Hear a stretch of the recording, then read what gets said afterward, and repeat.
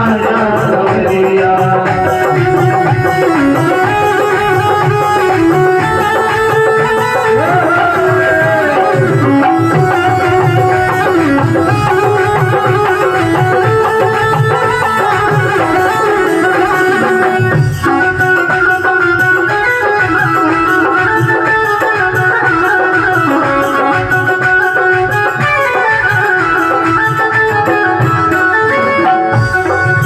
ब्रजनगरी की सब नर नारी, ओ ब्रजनगरी की सब नर नारी, वो देखत वारी रसता बिहारी, और तुझको ढूंढे गुजरिया, तुझको ढूंढे गुजरिया, आजा आजा सवरिया, सुनी है गोकुल नगरिया, आजा आजा सवरिया, सुनी है गोकुल नगरिया, आजा आजा सवरिया, सुनी है गोकुल नगरिया, आजा आजा सवरिया, हो आजा आजा सवरिया, हो आजा आजा सावरिया।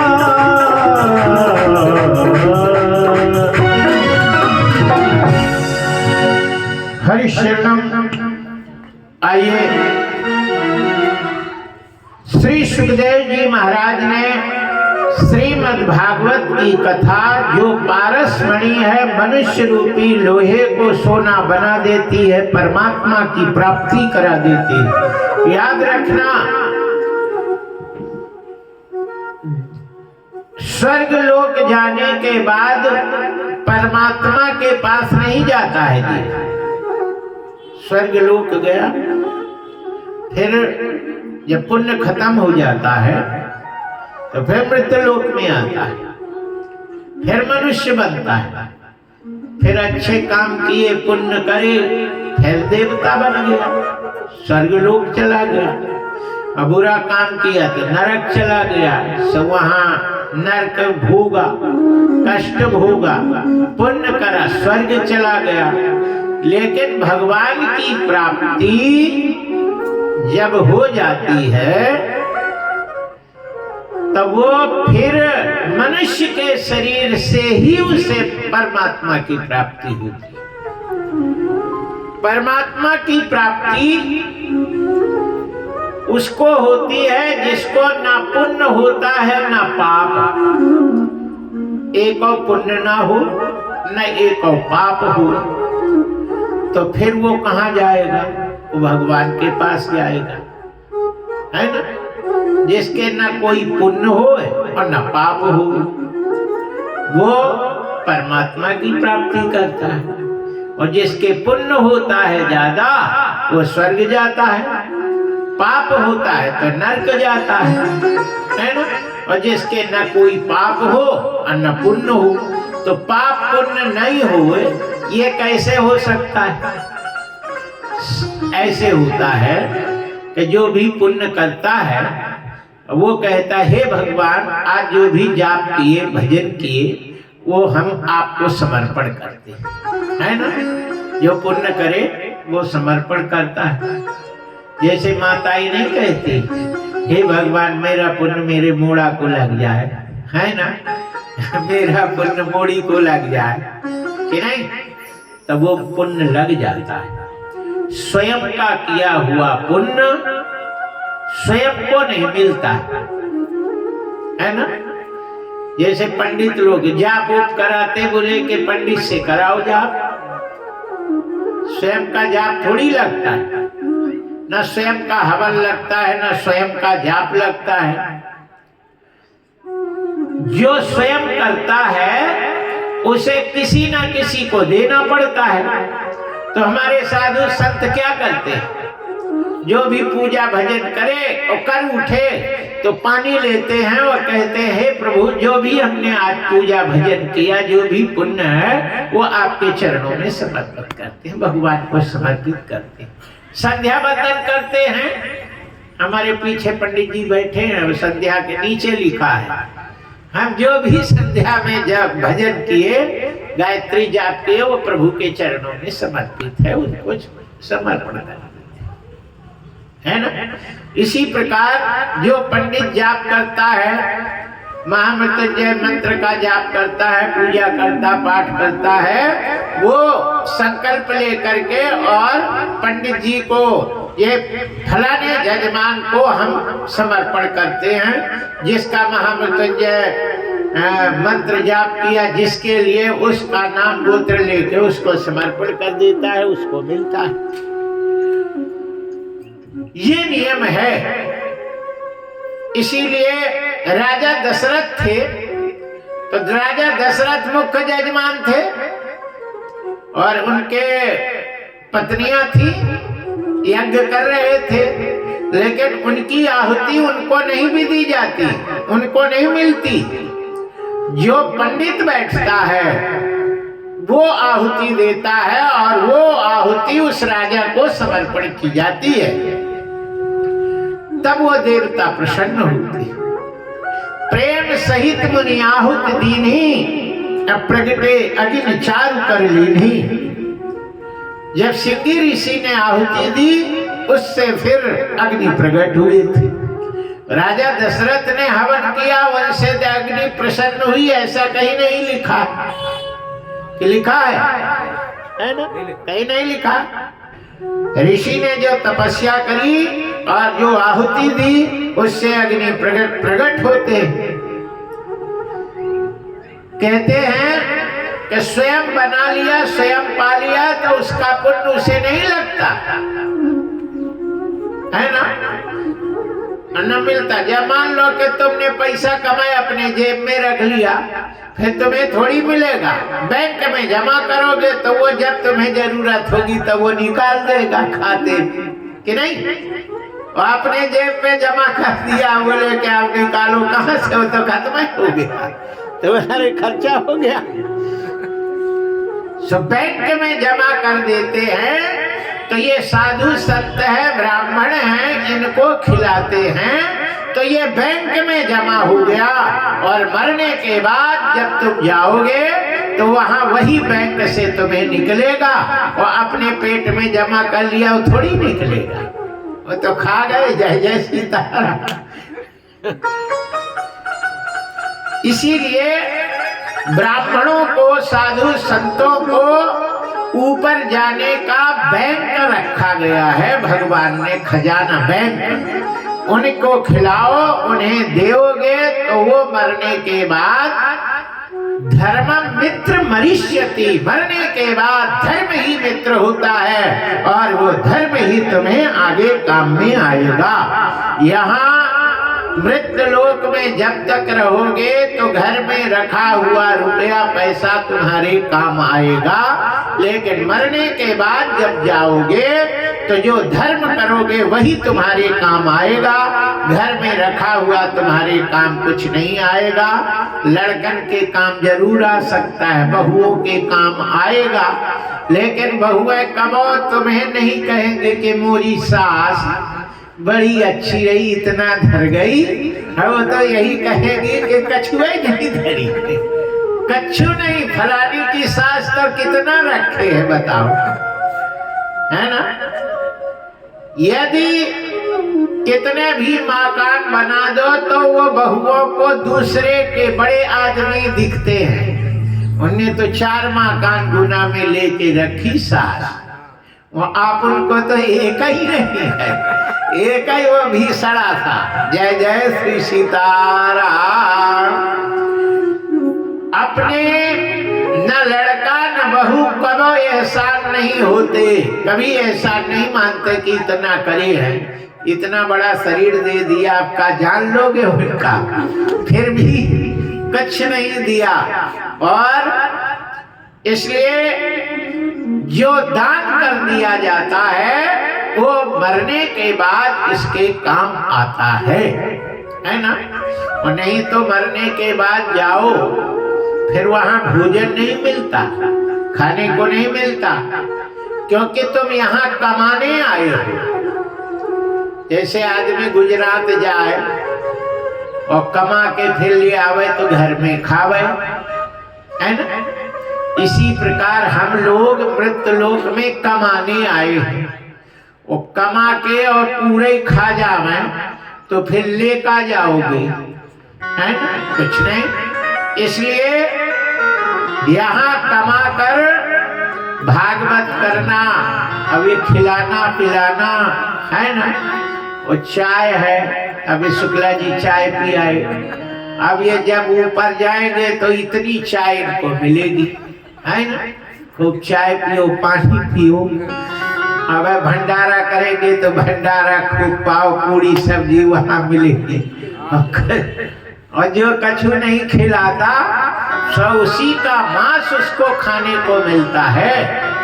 यमराज उसी का मांस खा नोच नोच के उसको देते हैं जब भूख लगती है। लेखा तूने खुद खाया, दूसरे को नहीं खिलाया, इसलिए स्वमांस खादंते, स्वयं का मांस खाना पड़ता है मरने के बाद। इसीलिए हमारे यहाँ हम सवेरे आरती में जाते, माता एक कटोरी आटा जरूर वहाँ पे पुजारी के पास रखा रहता है ना। एक एक कटोरी भी रोज दान करे तो कम से कम, है ना, एक रोटी में भी काम चल जाता है। कछु ना मिले थोड़ा पानी पीने का आधार तो हो ही जाता है। जय जय श्री सीताराम। इसीलिए कुल मिला के ये सारे साधन बनाए गए हैं इस लोक और परलोक के लिए। धर्म और जो करता रहता है उसे इस लोक में भी सुख की प्राप्ति होती है और परलोक में भी सुख की प्राप्ति होती है। और सबसे छोटा साधन तो उन्होंने सत्यनारायण व्रत कहा है ना। कछु नहीं कर सकते तो कम से कम सत्यनारायण के व्रत तो 1 महीना में एक बार कर लो। एक पंडित जी को खिला दो, सीधा दे दो, अमावस पुनो सीधा दे दो। नहीं है भागवत कराने के तो इतना तो काम करो। एक रोटी 8 रोटी पाते, 4 रोटी इस टाइम, 4 उस टाइम, तो कम से कम 24 घंटा में एक ही रोटी का दान कर दो, यही बहुत है। बोलिए बाके बिहारी लाल की जय, श्री हनुमान जी महाराज की जय। हरिशरणम यहाँ कहते हैं कि व्यक्ति को जितना भी काम करता है, कुछ भी करता है, करते हुए भगवान का स्मरण जरूर करते रहना चाहिए। और पाता है तो खिला के ही पाना चाहिए। बोलिए बाके बिहारी लाल की जय, श्री हनुमान जी महाराज की जय।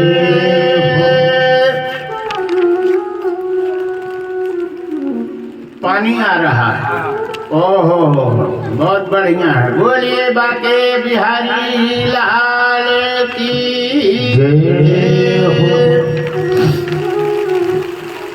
सीताराम के बिना, राधे श्याम के बिना जीवन है अधूरो, घन श्याम के बिना,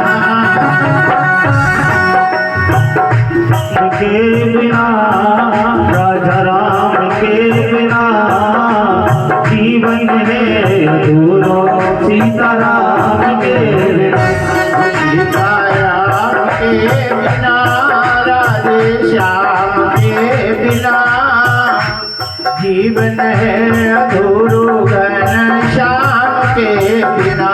हो सीताराम के बिना, घन श्याम के बिना जीवन है अधूरो, राजा राम के बिना।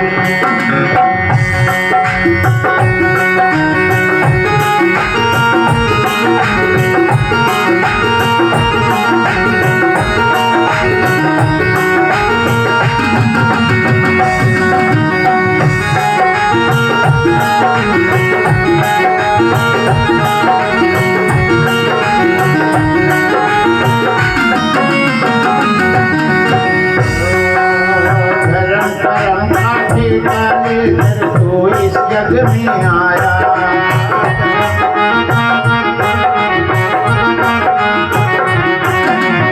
धर्म कर्म का ठेका लेकर तो इस जग में आया। धर्म कर्म का ठेका लेकर तू इस जग में आया। तू इस जग में आया।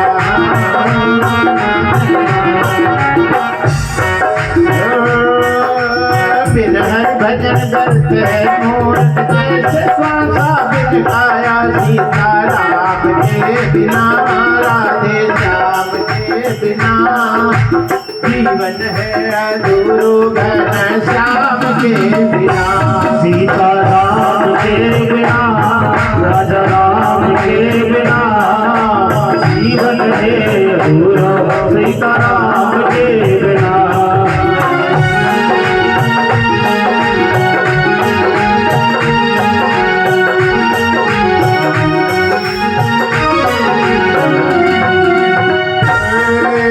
गणिता की भेजा मिल कर गए सदन कसाई।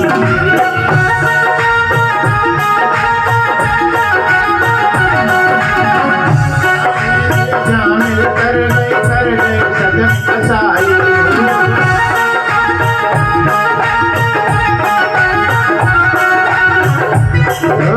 धर्मन भजन करो सब भाई काशी मुक्ति पाई। सीताराम के बिना घनश्याम के बिना जीवन है अधूरा। राजा राम के बिना सीताराम के बिना घनश्याम के बिना जीवन है अधूरा। राजा राम के बिना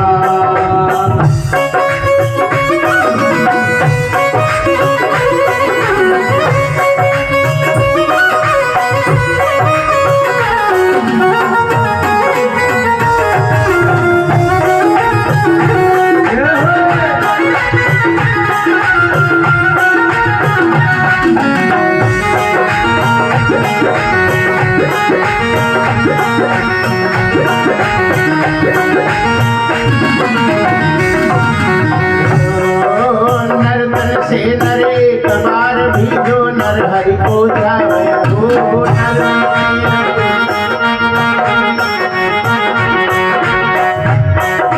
नर से नर एक बार भी जो नर हरि को ध्यावे हो।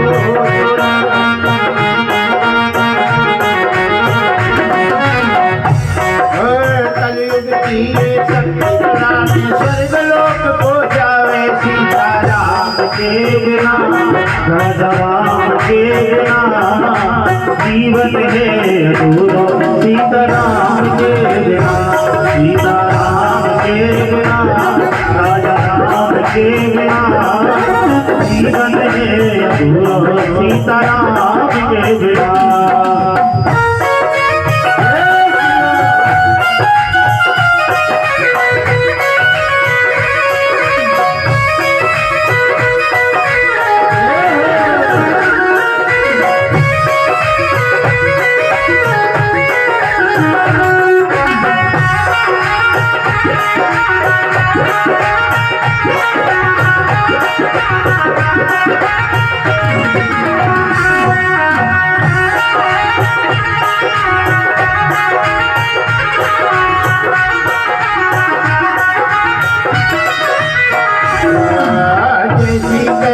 वैसी करनी युग युग से चली आई हो।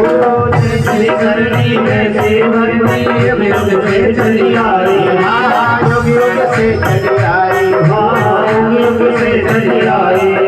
गुरुदेव के बिना अक्षर की मुक्ति पाई। सीताराम के बिना राधे श्याम के बिना जीवन है अधूरो घन श्याम के बिना। ओ सीताराम के बिना श्याम के बिना जीवन है अधूरा। राजा राम के बिना जीवन है अधूरा। राजा राम के बिना जीवन है अधूरा। राजा राम के बिना जीवन है अधूरा। राजा राम के बिना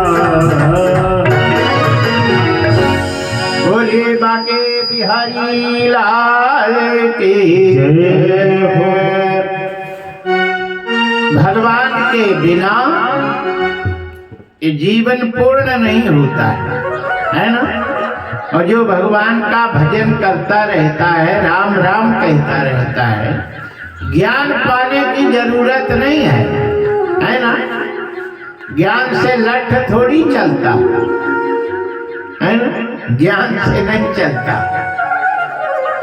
ज्ञान लगाने की जरूरत नहीं है, सिर्फ भगवान का भजन करने की जरूरत है। और ये मानना है कि अपना कुछ नहीं है, बस इतना ज्ञान तो सबको रहता ही है, मानता ना हुए कि नहीं।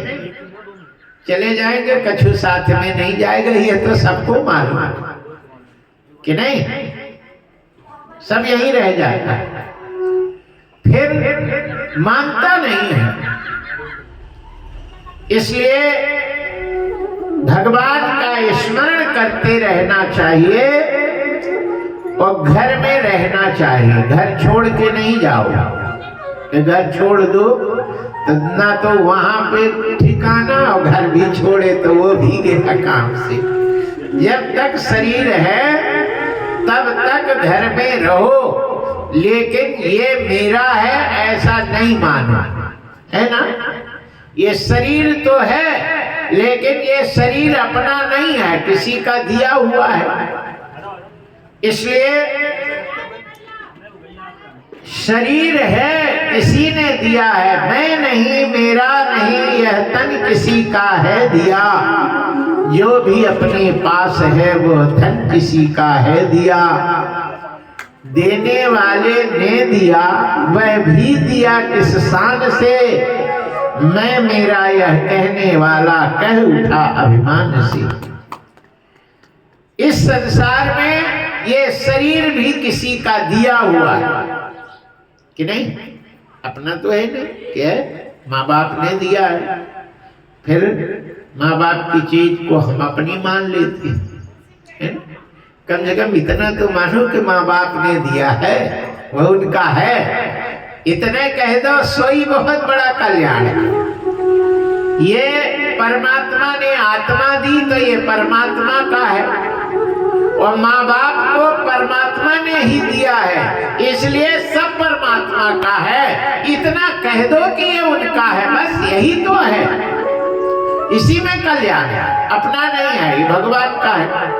उपयोग खूब करो, खूब आनंद करो, मौज लूटो, लेकिन अपना मान के नहीं, भगवान का मान के लूटोगे तो आनंद है, अपना मान के लूटोगे तो वही फिर कष्टदायी हो जाता है। बोलिए बाके बिहारी लाल की जय।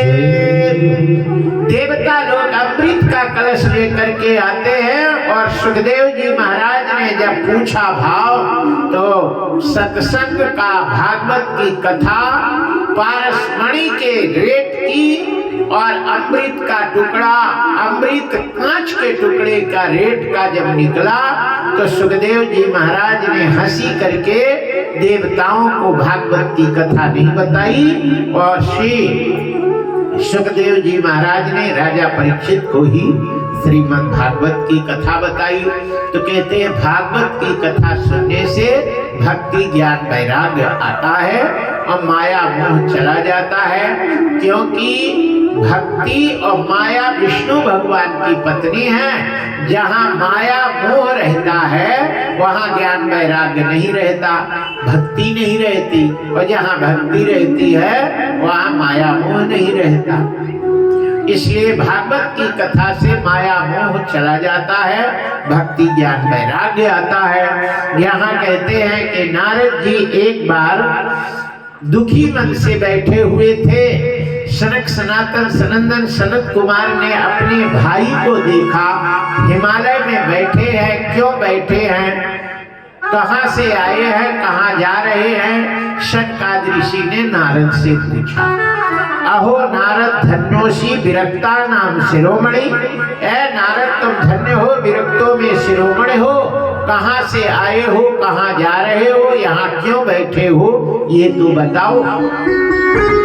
नारद ने कहा, हम घूमने के लिए मृत्युलोक में आए थे। हरिद्वार गए, पुष्कर गए, प्रयाग गए, काशी गए, गोदावरी गए, हर जगह गए, लेकिन हमें कहीं शांति नहीं मिली, हमें कहीं अच्छा नहीं लगा। क्यों? बोले साधुओं के यहाँ गए तो साधु तो बस जय जय सीताराम करते कछु है और कहते कछु है ना। पाखंड निरता संत। पाखंड किसको कहते हैं? पाप का टुकड़ा ही पाखंड है। जैसे मान लो कि डॉक्टर कहे कि एक मरीज से सुबह उठो, टहला करो, है ना, ये काम करो, वो काम करो, और डॉक्टर खुद ही नहीं करता, 8 बजे तक सोता है, वो कहे सवेरे उठो, है? तो इसको क्या कहते हैं? पाखंड कहते हैं। दूसरों को कहे कि ऐसा करो और खुद ना करे कि नहीं, तो उसको पाखंड कहते हैं। जो साधु हैं वो है ऐसा नहीं करो, तेल नहीं लगाओ, भटा नहीं खाओ, फलाना नहीं करो, ढिकाना नहीं करो, दुनिया की पंचायत लोगों को बताते और खुद करते, उसको पाखंड कहते। पाखंड पाप का खंड ही दूसरे को सही उपदेश करना, माने प्रवचन करना और खुद उस पर नहीं चलना। वो बाप है खुद गांजा पी रहा, दारू पी रहा और बीड़ी पी रहा, सिगरेट, तमाकू, दुनिया, और बच्चा से आंख निकाले, यद्दो ने कहीं गुटका जीभ में धरा, मार के और पूछ के तेरी जो है जीभ निकाल लूंगा। सो बच्चे को कह रहा और खुद नहीं कर रहा, ये पाखंड है ना। दूसरे को उपदेश देना और खुद उस पर नहीं चलना, यही पाप है। जय जय श्री सीताराम। महात्मा गांधी के पास एक माता जी आई, बोले डॉक्टर ने मना किया महाराज गुड़ ना पावे, इसको चुनूना पड़े हैं और पेट में कीड़े, और ये गुड़ खाएगा तो बोले बड़ा ऑपरेशन करना पड़ेगा। महाराज बहुत खाता है, आप जिससे कह देते हैं वो मान जाता है। महात्मा गांधी ने कहा 15 दिन के बाद आना, हम कह देंगे।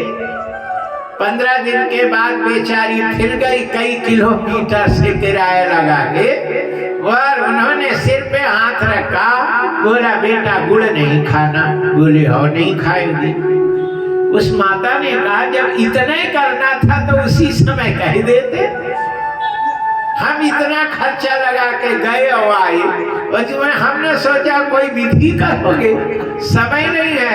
और तुमने सिर पे, गांधी ने कहा कि माता मैं उस समय खूब गुड़ खाता था, इसलिए मैं उसको गुड़ ना खाए, ऐसा कहता तो पाखंड है, पाप है, और वो मानता भी नहीं। इसलिए उस दिन से मैं 15 दिन तक गुड़ नहीं खाया, और फिर इसको कहा गुड़ नहीं खाना, तो ये मान जाएगा, नहीं खाएगा। इसलिए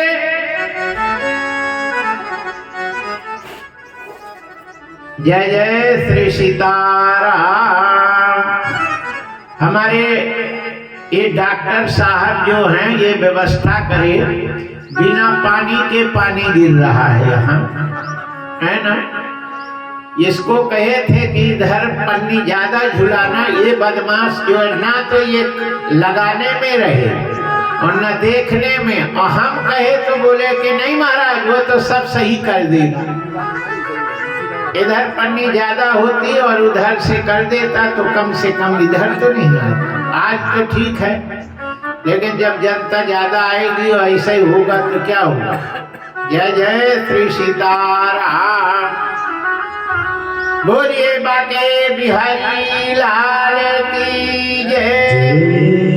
हमारे शुक्ला जी का पैसे ऐसे है कि व्यवस्था ऐसी है, कुछ समझ में नहीं आता।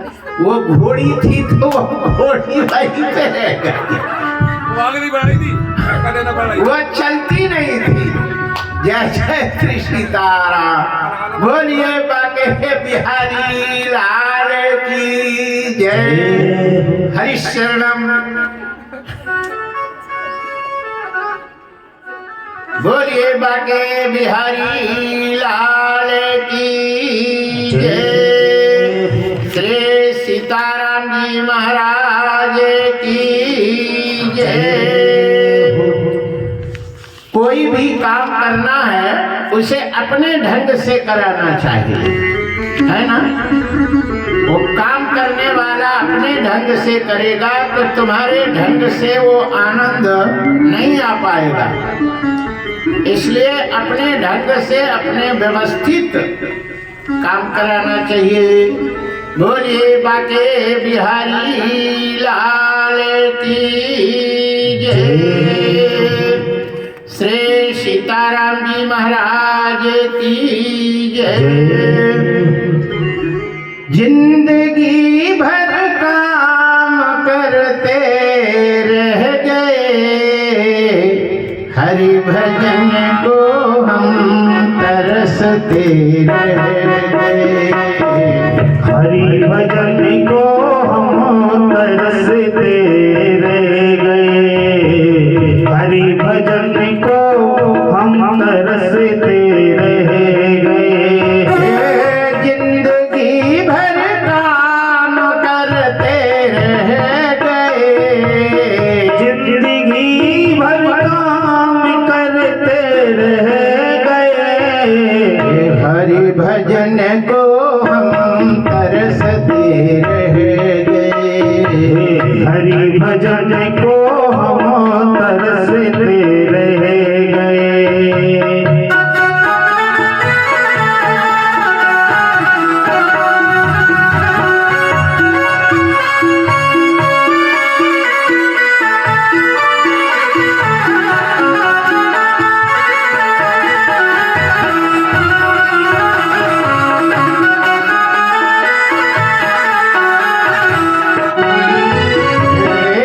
हरि भजन की प्यास तो लगती रही। हरि भजन की प्यास तो लगती रही। बिन गुरु के हम अधूरे बिन गुरु के हम अधूरे रह गए। बिन गुरु के हम अधूरे रह गए। बिन गुरु के हम अधूरे रह गए।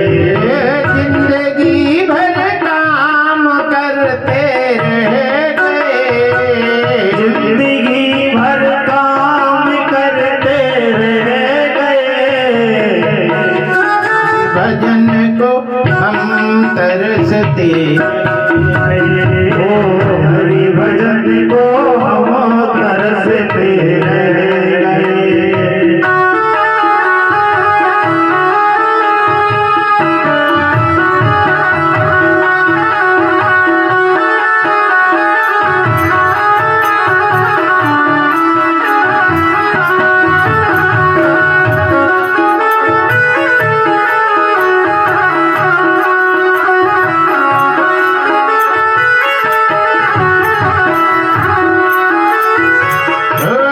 माया का चक्कर कयूं चलता रहा।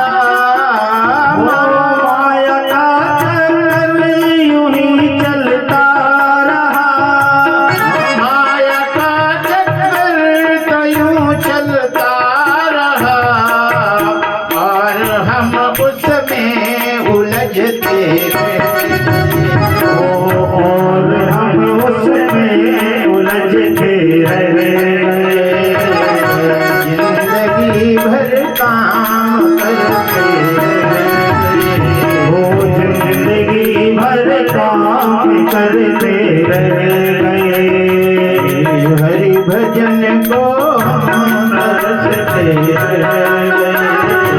हरि भजन को हम तरसते रह गए।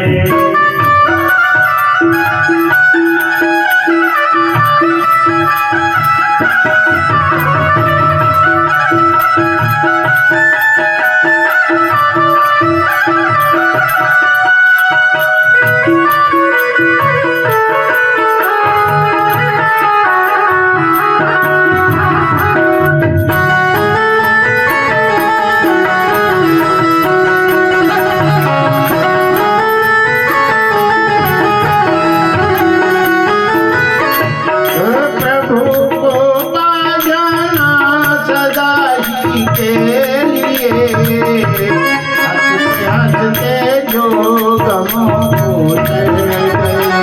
वो हंसते हंसते वो गमों को सह गए। प्रभु को पाना सदाई के लिए, हंसते हंसते जो गमों को सह गए। हंसते वो गमों को सह गए। हरे भजन को हम तरसते रह गए। हरि भजन को हम तरसते रह गए। जिंदगी भर काम करते रह गए। जिंदगी भर काम करते रह गए।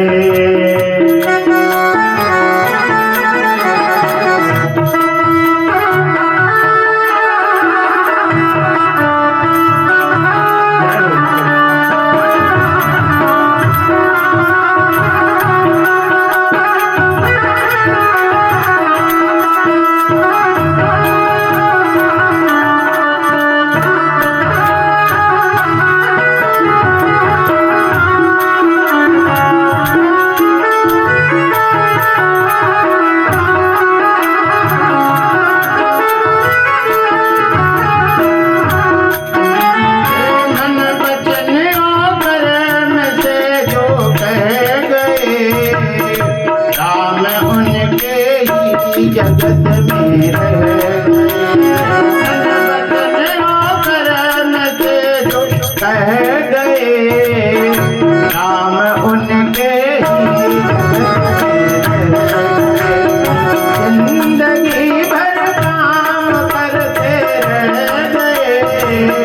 हरि भजन को हम तरसते ओ जिंदगी भर काम करते रह गए। हरि भजन को हम तरसते रह गए। हरि भजन को हम तरसते रह गए। हरि भजन को हम तरसते रह गए।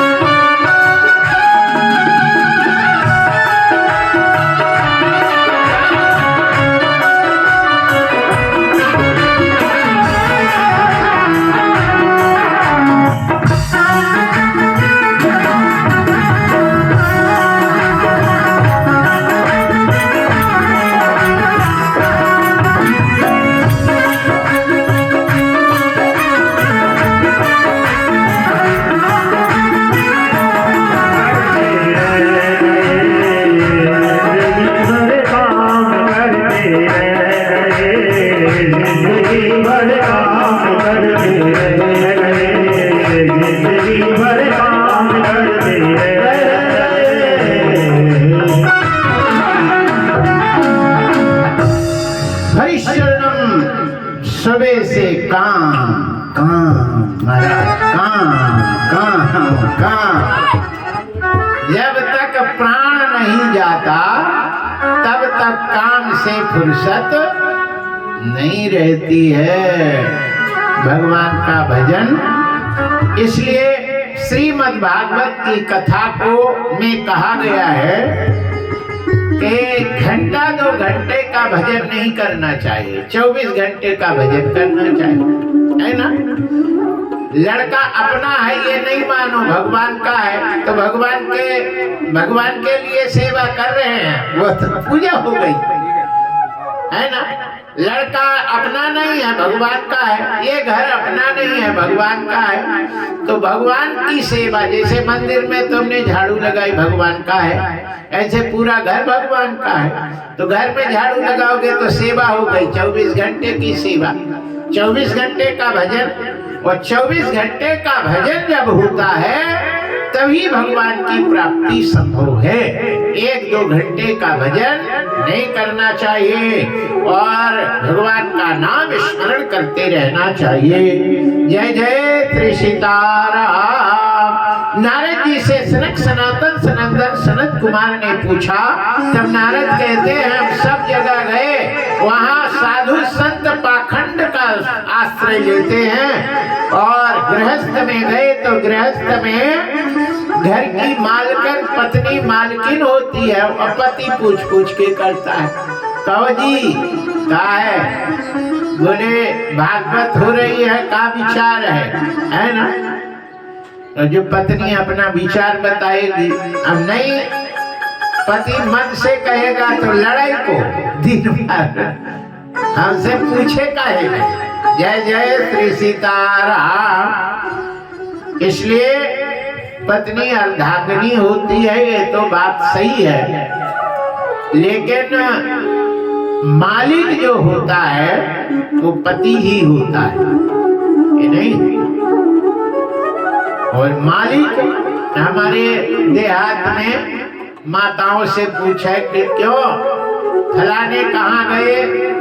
बोले मालिक वहां गए हैं, है ना? मालिक कहते हैं कि नहीं, पति को मालिक कहते हैं। सो मालिक का मतलब है मुखिया, स्वामी। और स्वामी से पूछ के काम करना चाहिए कि नहीं? लेकिन अब स्वामी स्वामिनी से पूछ के कहता है। हमने कहा भैया भागवत करनी है, कछु के बोले महाराज पूछ के बताएंगे, है ना? पहले जब यहाँ मुहूर्त ध्वज जाते हैं अपने पत्नी के पास, उन्होंने श्री कृष्ण जो साधु बने हुए थे उनसे कहा कि मैं आपको भोजन कराऊंगा। और कृष्ण बाबा थे और अर्जुन को शेर बनाए थे। बोले मेरा चेला भोजन करेगा। बोले चेला को खिलाएंगे और गुरु बाबा को खिलाएंगे। बोले मेरा चेला रोटी नहीं खाएगा, तुम्हारे लड़के का दाहिना शरीर खाएगा और तुम और तुम्हारी पत्नी अपने हाथ से चीर करके और खिलाओगे तो खाएगा। और चीरते समय आंसू नहीं आना चाहिए किसी के। तीन में तीनों। बताइए वो पत्नी कैसी है? एक लड़का हो और पति ने कह दिया हो कि हो हम खिलाएंगे, और जा करके पत्नी से कहे तो पत्नी तो घुटकी में लग जाती।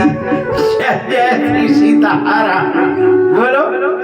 लेकिन पत्नी कहती है चमक दमक मुख की उड़ी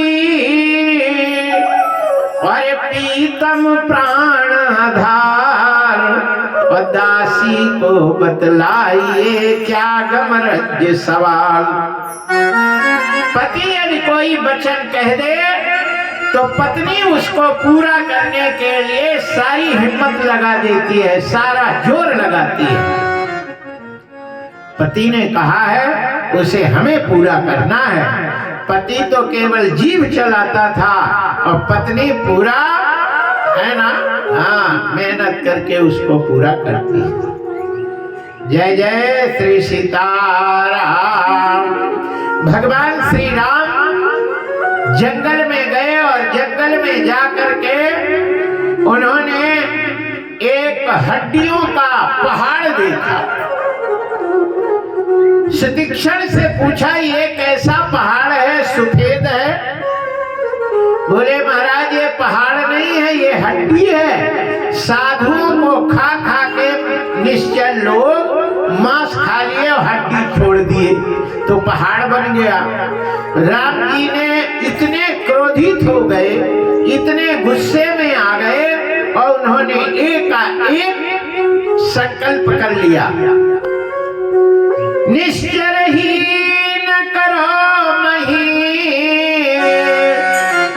भुज उठाए प्रण कीन, और सकल मुनिन के आश्रम ही जाय सुख दी। पत्नी पास में थी, दूर थोड़ी थी, वहीं थी।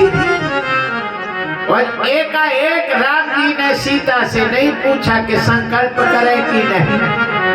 उन्होंने कहा, उनको गुस्सा आ गया, एकाएक हाथ उठा दी, भुज उठाए प्रण कीन, भुजा उठा के प्रतिज्ञा की कि मैं पृथ्वी से निश्चरों को विहीन कर दूंगा।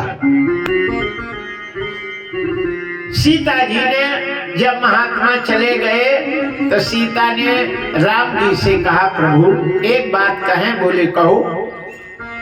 बोले दो प्रकार के व्यक्ति का विनाश हो जाता है। कौन? जो अकारण किसी से विरोध करता है उसका विनाश हो जाता है, और जो पराई स्त्री को कुदृष्टि से देखता है उसका विनाश हो जाता है। स्वामी जी, पराई स्त्री को आप कुदृष्टि से नहीं देखते हैं ये मुझे विश्वास है, लेकिन आज आपने निश्चर को विहीन करने की प्रतिज्ञा की और आपसे कोई विरोध नहीं है। अकारण विरोध करने वाले का भी विनाश हो जाता है। कोई कारण नहीं, आप विरोध कर लो, अच्छा नहीं है। राम जी ने कान पकड़े, बोले मुझसे तो महान गलती हो गई, हमने सोचा ही नहीं। तब सीता ने कहा, स्वामी जी यदि आपने संकल्प किया है तो पत्नी का अर्धांगिनी होने के नाते पत्नी का एक कर्तव्य बनता है कि इसको मैं पूरा करूंगा। और शूर्पणखा भी विद्युत जिह्वा उसके पति का जब रावण ने वध कर दिया तो वो भी प्रतिज्ञा की थी कि निश्चरहीन करो मैं, पृथ्वी से निश्चरों को मैं विहीन कर दूंगी, मेरे पति को मार डाला था।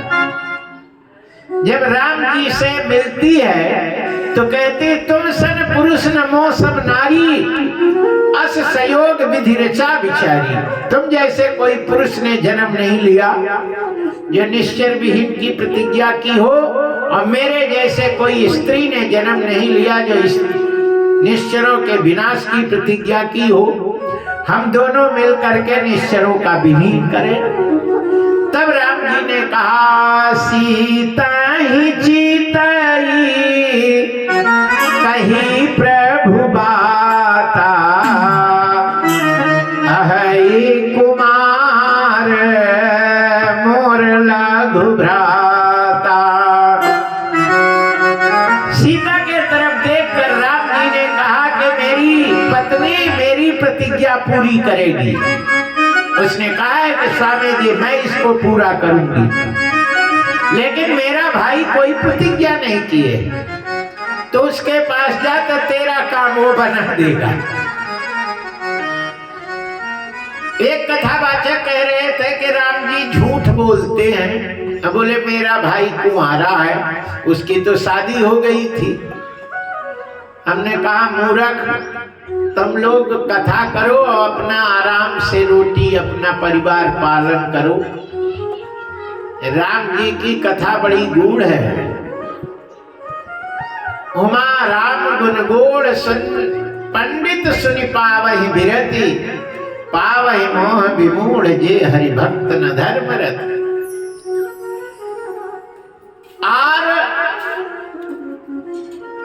आर को कहते हैं खेतन की जो मेड़ होती है आर, उसको आर भी कहते हैं।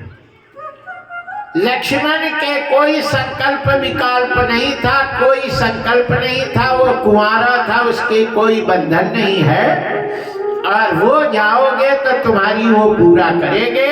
और शूर्पणखा की लक्ष्मण ने ही संकल्प पूरा किया, क्योंकि उसने नाक कान कटवाई, लक्ष्मण ने काटे थे, और वही खुआ लेके जाती है, पूरा लंका का विनाश हो जाता। बताओ कोई अपनी नाक कान कटवा लेगी खड़ी, और वो शूर्पणखा के कितनी ताकत थी, ना लड़ी ना भिड़ी। कहते हैं लड़ने भिड़ने के लिए कितना लिखा है, एक एक पेज दो दो पेज, फिर आया फिर उठाई फिर ऐसा कुछ नहीं किया। शूर्पणखा सीधे खड़ी रही और लक्ष्मण ऐसे पकड़ के थोड़ा सा नाक और थोड़ा सा कान काट दिए। कहीं नहीं लिखा है कि शूर्पणखा ने कछु हाथ चलाया पैर चलाया बचाव किया।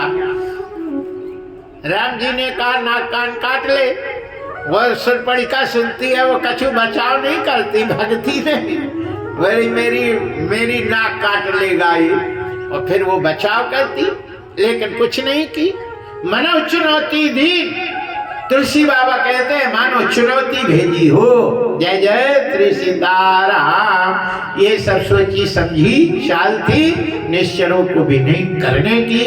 जय जय श्री सीताराम। कुल कहने का मेरा तात्पर्य यही है कि पुराने जमाने में माताएं पति कुछ भी मुंह से निकाल देता था उसको पूरा करने में सहयोग देती थी। और हमारे नजूल कॉलोनी में और गुना में ये माताएं भी देवी हैं। पति मुंह से जो निकल जाए उसको वो पूरा करती। जय जय श्री सीताराम। बोलिए बाके बिहारी लाल की जय। हरिशरणम।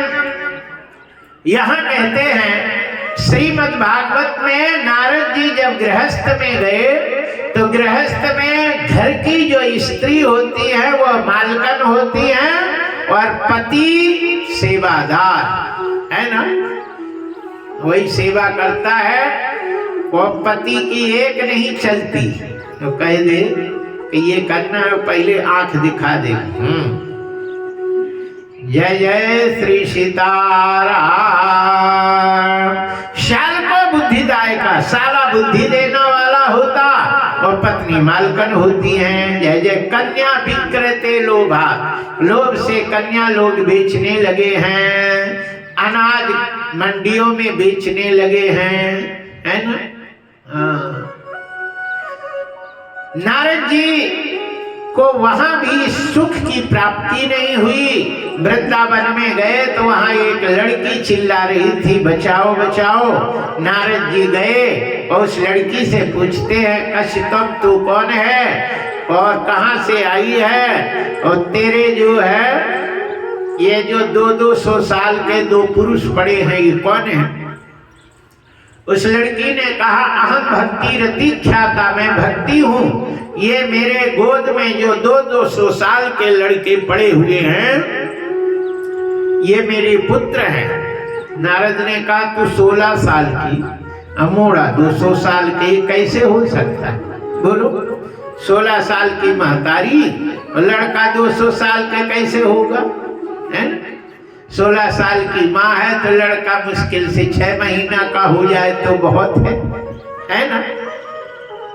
इतना तो हो सकता लेकिन 200 साल का हो ये तो हो नहीं सकता।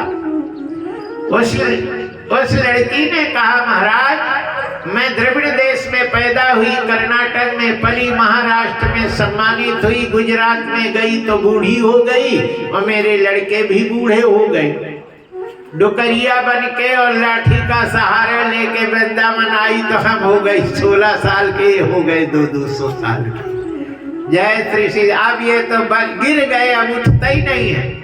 अब इन्हें छोड़कर मैं कैसे जा सकती। एक लड़का माँ बाप को गिरा हुआ छोड़ करके घर में सोएगा, अस्पताल में भर्ती करा देगा लेकिन घर में सोएगा। लेकिन लड़का यदि अस्पताल में भर्ती है तो माँ कभी घर में नहीं सो सकती, सो सकती है ना, उसको नींद ही नहीं आएगी। माँ भूखी हो तो लड़का खूब पेट भर रोटी रसगुल्ला खाएगा, लेकिन लड़का भूखा हो तो माँ के पेट में एक कौर नहीं जा सकता। कि जाएगा नहीं जाता। ये है माँ की ममता। जय जय श्री सीताराम। इसलिए माता पिता को देव कहा है। मात्र देवो भव, पितृ देवो भव, गुरु देवो भव, अतिथि देवो भव। माता पिता गुरु ये सब देव होते हैं जो देते हैं और लेते कछु नहीं। ये लेते माँ बाप कभी देखे हो, है ना। लड़का को पहले तो शरीर दिया, सबसे बड़ा तो शरीर ही दे दिया और फिर कितनी सेवा करी, बड़ा कर दिया। फिर शादी करा के भगवान से मनौती करे सुंदर बहू आ जाए। ये नहीं कहती कि यार घिसी पिटी आ जाए, ऐसे ही आ जाए। हे भगवान अच्छी बहू आवे, है ना। मैंने लड़का के मन की अच्छी पत्नी मिले और माँ भी कहती है अच्छी बहू आवे, बहू दे देती, सब कर दिया।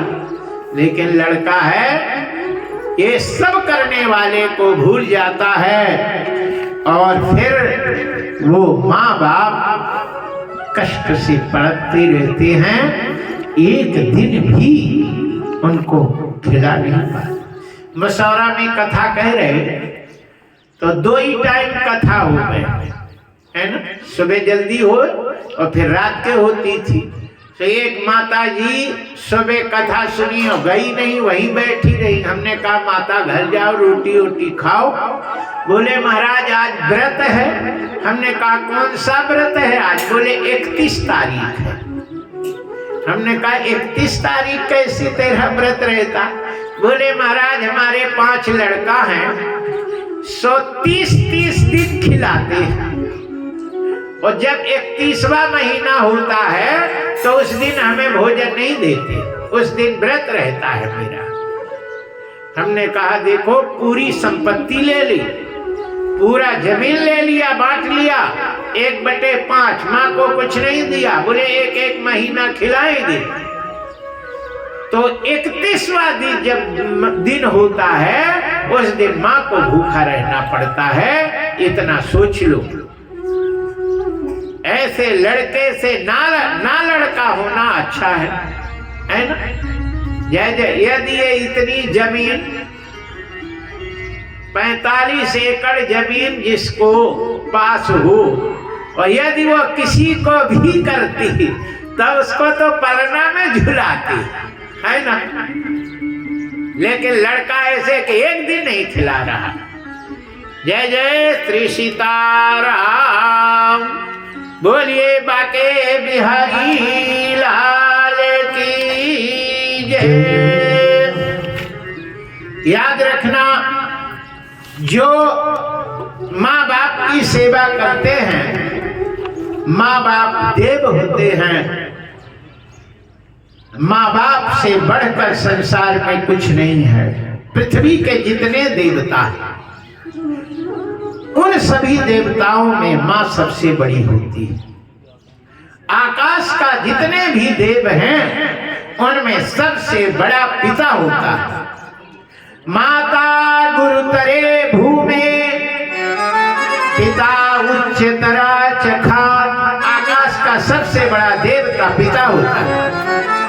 मनः शीघ्रतरम वायु चिंता बहुतरी तृणात्। हम बना के न हो कह रहे भैया, हम बना के नहीं कह रहे, शास्त्र में लिखा है माँ बाप से बढ़कर जग में नहीं दूजा कोई खजाना। जिसने तुझे जन्म दिया रे दिल उसका नहीं दुखाना। जिसने तुझे जन्म दिया रे दिल उसका नहीं दुखाना। जिसने तुझे जन्म दिया रे उसका दिल नहीं दुखाना।